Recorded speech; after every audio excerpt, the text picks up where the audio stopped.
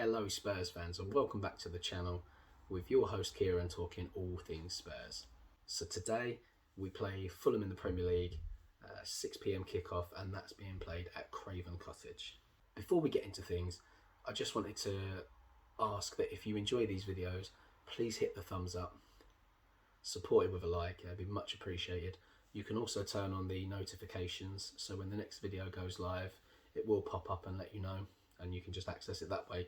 And also, when I ask people to subscribe to the channel, I think with some people that aren't as familiar with YouTube and just come on and watch videos, the word subscribe, they automatically link with subscription fees like you would with your streaming apps and things like that. But that's not the case with YouTube. Subscriptions to channels are completely free.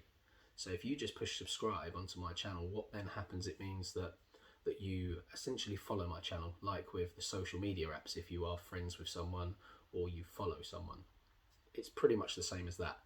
And then when you go onto the YouTube app, you will see at the bottom of your screen there'll be a little panel that will come up with things like your library, subscriptions, a home button, and all that happens there when you want to go to my channel, instead of having to type stuff in, you can just hit subscriptions and you'll have a list of the people that you're subscribed to or channels, and then you can just click on mine. It will take you straight to the page and then you can watch the videos you want. It's that simple. It doesn't cost you anything and it makes the whole process a lot easier for all of us. So if you could subscribe, like and hit the bell notifications, that'd be much appreciated. Now let's jump into it. So as I said, Fulham versus Tottenham, 6 PM Craven Cottage. If we look at the form of Fulham right now, they've actually, in the last 6 games, they've won 2, drawn 3 and lost 1.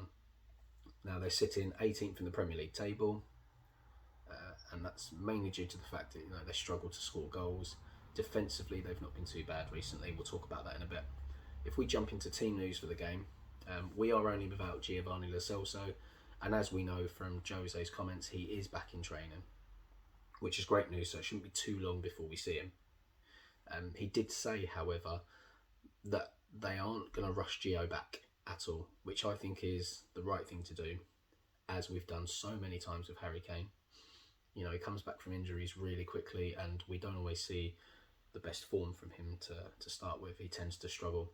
So with someone like Giovanni Lo Celso, he has had a couple of injuries since he's been with us, and the last thing we want is him to come back, play a couple of games and then be out again for a long period of time. So we're wrapping him up in cotton wool and we're not going to rush him back. And the fact that we've got so many players in the squad at the moment playing really well, I think Jose is looking at it like, there is no need to rush him back at the moment, because in an attacking sense, we do create a decent chunk of chances, and a lot of players have come back into form with Gareth Bale, Dele. Lamella's been playing well. Moore is now contributing. Sonny, Kane, N'dombele if he plays a bit further forward. So things are looking good in that sense, and not to forget to mention Stevie Bergwijn and Vinicius if he plays as well. So things are looking good from that perspective. If we look at Fulham's team news, they are still without their captain Tom Kearney. He's out with a knee injury.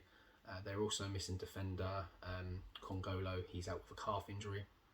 I believe their second goalkeeper's still out. So the third choice goalkeeper will probably be on the bench again. And then Mitrovic is back. He was on the bench against Crystal Palace, so I wouldn't be too surprised if we actually saw him from the start today, or if not, appearing in the second half. And they haven't been scoring many goals, so they could really do with him back in the squad and firing for them. If we look at games between us over the years, Fulham don't really do too well against us. I think we're kind of a bogey team for them. I mean, the last time they actually beat us in the Premier League was 2013. It was a 1-0 victory, and that was when Mourinho was in charge. A guy that really set us on the path that we're on, I believe. We have a lot to be grateful for in Mourinho. He really got the ball rolling and helped elevate us to where we are today. So thank you very much, Mourinho. In that time since Fulham beat us 1-0, so a 14 game period that is. So they won once in 2013, they've drawn 3 and they've lost 10 of those games. So that's a bit of good news for you. Another little bit of information, we have only beaten West Ham more in London derbies than we have against Fulham. So, as I said, we are a bit of a bogey team for them, and also it's just nice to put in there that West Ham are the team we've beaten the most. Although we would prefer that it's Arsenal, a second best West Ham isn't too bad. Now, in terms of Fulham's problems, goal scoring has been a bit of an issue for them this season, and they actually have fewer home goals in the Premier League than anyone else. So, thankful that we're playing them at home tonight. Let's hope they don't turn things around and that stat actually continues. However, in their last 5 Premier League games, they have only conceded 1 goal, which means Scotty Parker has really tightened them up defensively. And if any of you listened to his pre-match conference, they were things that he was saying that they've worked really hard to make sure, that they're battling as a team, they're defending really well. So that is something that he's worked on. But we are in free scoring form at the moment. In our last 6 games, and if you include the Europa League games instead of last Premier League games, we've actually scored 17 goals. Now, 4 of them we've scored 4 goals in. The 2 Europa League games, the Burnley game and the Everton game, and we scored 1 in another game. So we are scoring goals, and when we concede, we tend to not concede too many, other than the Everton game, which was a bit of an anomaly in terms of that. So that looks good for us as well. So hopefully their tight defence, with our ability to score 4 goals in a game, if we are going to win, we're probably looking at maybe a 1-0 or a 2-0. But still, a victory is a victory, and that's what we need. I don't care how we get it. We just need to win. Harry Kane has scored in his last 4 appearances versus Fulham. He's actually got 6 goals in that period of time, and he scored an FA Cup hat-trick against them in 2017. If we move on to Jose's press conference, he was asked a lot of questions that in my eyes were pointless questions. There was one about coronavirus and how it's affected things. I feel like we've seen that question asked a million times to pretty much every manager, and it's the same answer every time, because they have to give certain answers to make them and the club look good, and they're not going to share their complete honest opinions. So I feel like that question was a complete and utter waste of time. He was asked about Gareth Bale. He has said that Gareth Bale will be involved in some capacity, whether that be in the starting lineup or from the bench. He didn't give away which one that would be. Obviously, they still had another training session to do that afternoon. So, anything can happen in that time. Anyone could pick up an injury. But in terms of Bale, Jose said he's recovered well and he's looking good. So he will be involved if nothing happens in that training session. Now, he was also asked about the Roy Keane comments. I don't know if everyone's seen them yet, but it was quite funny to see Roy Keane essentially slating Spurs, saying that none of our players, bar Kane and Son, are good enough to play for any other top 6 team, and they wouldn't touch any of our players. Now, I feel like that's a bit of an oversight and very disrespectful, because I feel like there's lots of our players that would get in other top 6 clubs, and Jamie Redknapp sort of came to our rescue, and he got very defensive, and it was quite nice to watch. It was almost a shame that they couldn't delay the game until that was done. If you'd have put them in the same room, I think you'd have found Jamie hard pressed to stay in his seat. But Jose wouldn't be drawing on those comments. He said that generic, like he respects Roy Keane. They did work together at Sky Sports when Jose was out of work and decided to take up punditry for a short time. So he said that he respects him, but we all know what he was thinking, because it's exactly what we're thinking.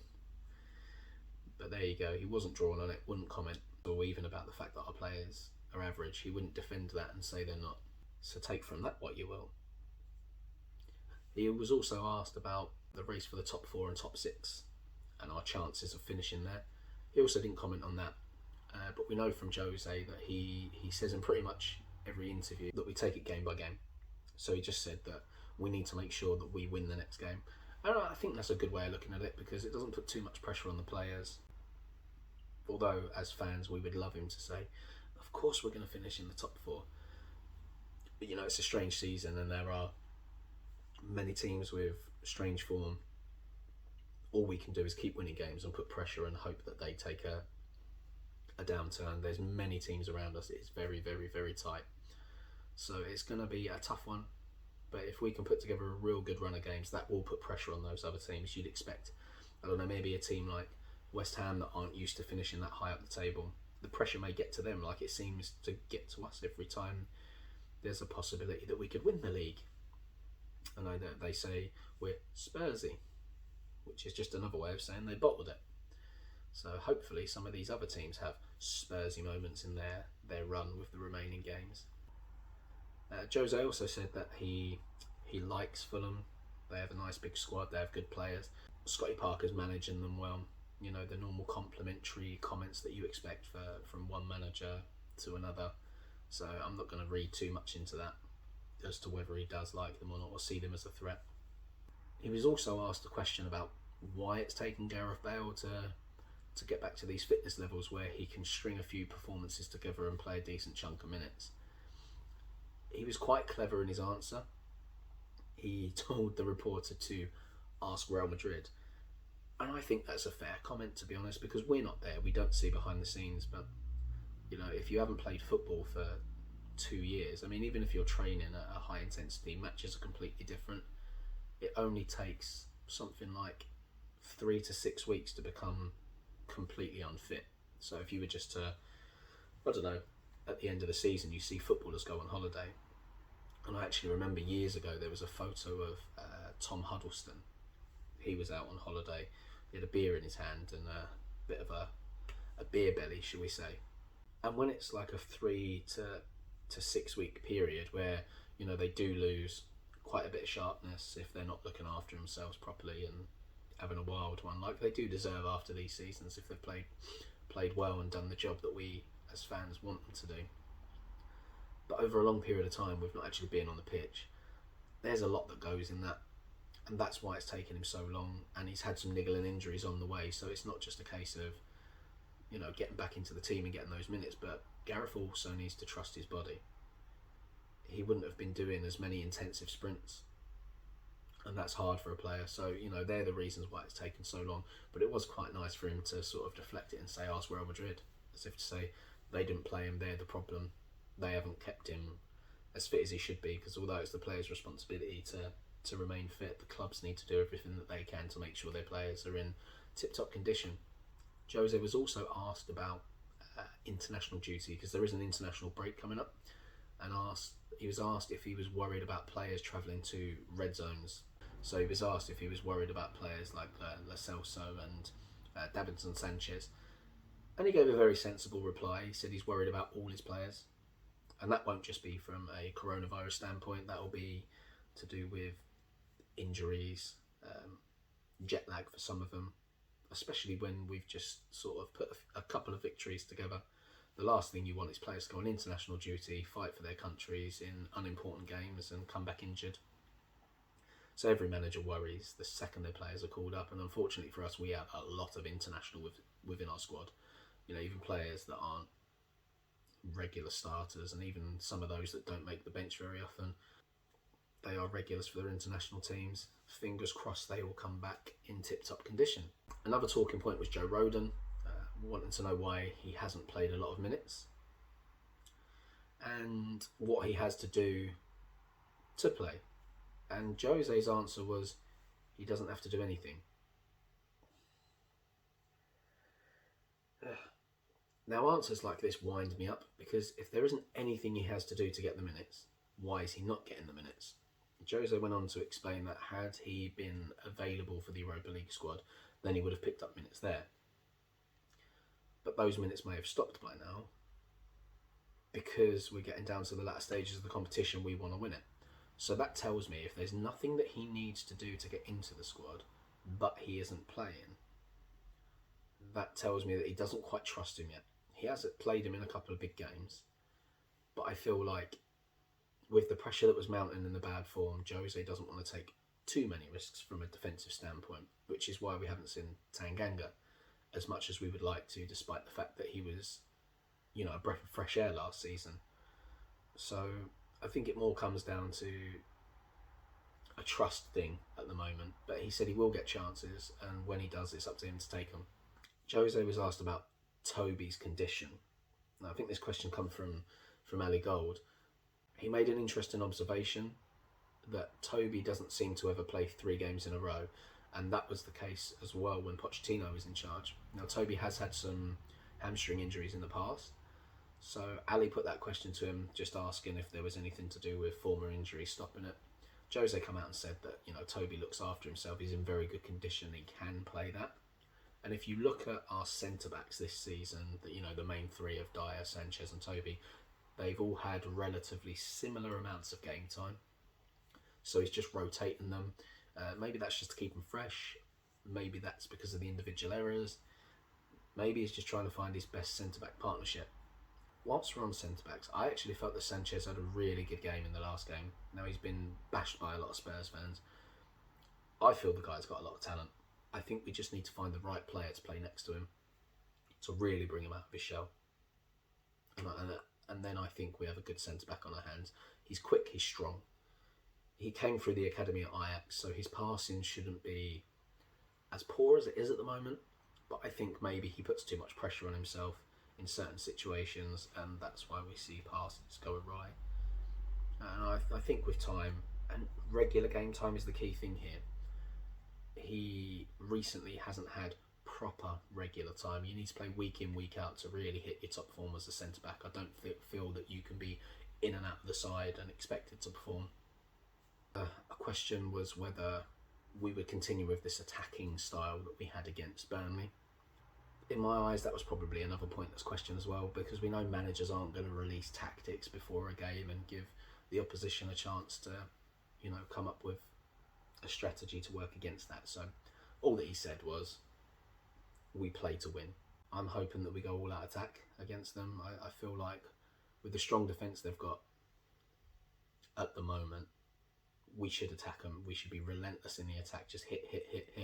And the fact that they haven't scored too many goals is a good thing as well. So, they seem like a good team to sort of pounce on at the moment. So in terms of the game today, what do we expect? For me, I think we'll win this game. I don't think it'll be by many goals. As I said earlier in the video, I think it'll either be a 1-0 or a 2-0 win, just because their defence has been strong. But then we did see against Burnley, who have a strong defence, we ripped them apart, and it was 4-0, and it probably could have been 5 or 6 or 7 had we actually taken our chances, which puts us 3 points closer to where we need to be. We won't move anywhere in the table. We will stay exactly where we are in the Premier League table as of today. In terms of lineup, I don't think we'll see too many changes. If there is, it'll probably be small things like maybe he'll change one of the centre-backs out. In midfield, we may see a swap of, Mora for Lamela or Dele. I think if Bale is fit and in good condition, I think he starts based on that last performance. He's not going to drop Sonny, he's not going to drop Kane. So it will be Mora, if anyone comes out of that squad, will be the player that it is. I can't see him playing Doherty over Aurier. I just think at the moment Aurier is playing better and he offers more to us in an attacking and a defensive sense at the moment. And with Gareth Bale in front of him, I think they could strike up a decent partnership. They're both fairly quick. And they did have some good interplay against Burnley, I felt. For those of you that don't watch the press conference interviews, one of the guys that I actually quite like is Alasdair Gold. Yeah, he writes some really good stuff. He's one of the lucky people that get access to the stadiums at the moment for games, and he was lucky enough to have an interview with Tanguy N'dombele. And if you can find that online and give it a read, it's an interesting read, because he's not someone that we actually see too much of, and that'll come down to the fact that his English isn't the best. It's definitely coming on.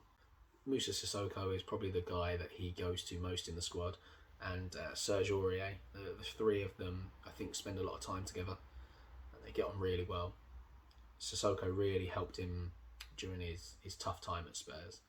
But in this interview, there are some interesting points that come up. I won't go into great detail because I do want people to give it a read rather than hear it all from me, because Alasdair Gold is the guy that managed to get the interview. So there's just some interesting points. There's something about blue hair which will make you chuckle.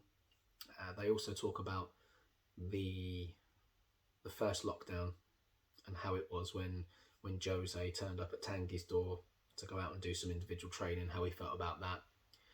They talk about Tanguy's frustrating time at Spurs and asking to leave. His first pre-season at Spurs under Pochettino. Now, we've all heard in the past that Pochettino was a tough trainer and really big on fitness. And Tanguy, as we saw, wasn't in the best shape in these games. So they talk about that and how it really affected him and how hard it was for him. And that was out in Singapore as well. So that would have been nice and hot, really get a sweat on.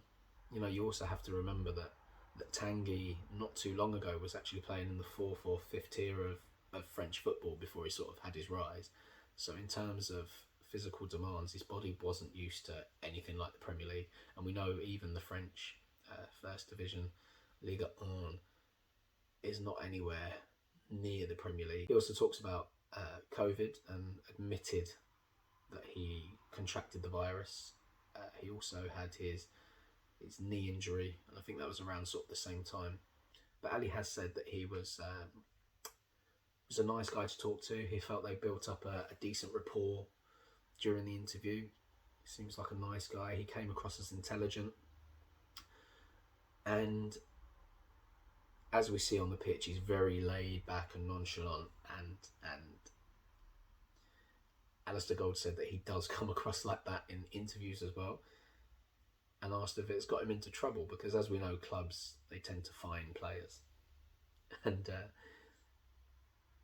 apparently he didn't really give an answer straight away, but you could tell from it, yeah, he's picked up some fines because he's so laid back. I can imagine that he's one of the guys that maybe rocks up a little late to training. It's probably one of the last ones out of the changing rooms, you know, stuff like that. We love the way he plays. I love the fact that he's so laid back on the pitch. And, you know, Tanguy said that if the players love how he is on the pitch, he'll continue to do so. But it's just in his character. I love the fact that he's laid back. I like these calm players.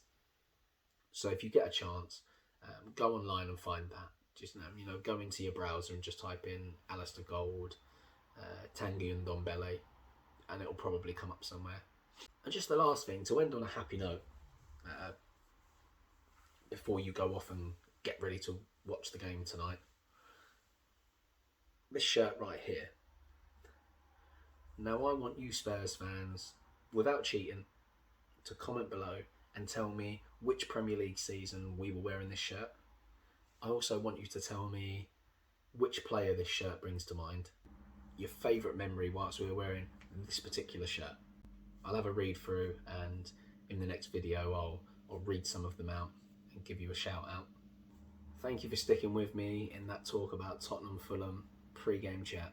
If you enjoyed the video, please support it with a like.